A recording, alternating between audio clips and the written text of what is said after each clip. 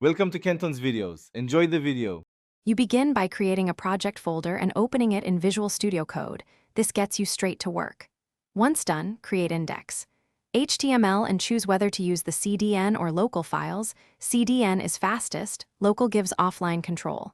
If you prefer local, download Bootstrap. Min, CSS and Bootstrap. Bundle, min, JS and put them in CSS/ and JS/ folders respectively. Make sure file names match exactly so linking is error-free. When you add the next lines to your HTML. You now edit index.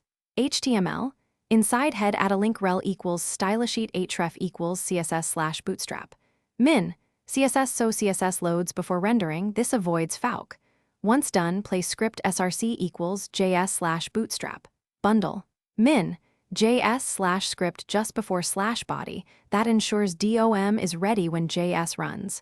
If you use the CDN, add integrity and cross-origin attributes for security and cache benefits.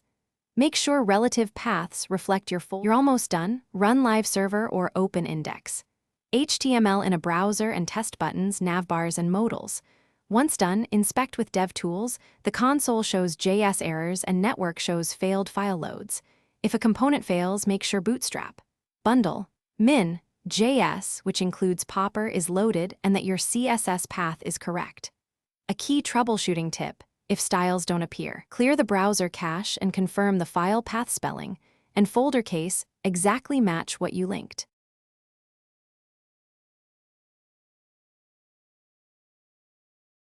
Thanks for watching. Consider subscribing if we helped you.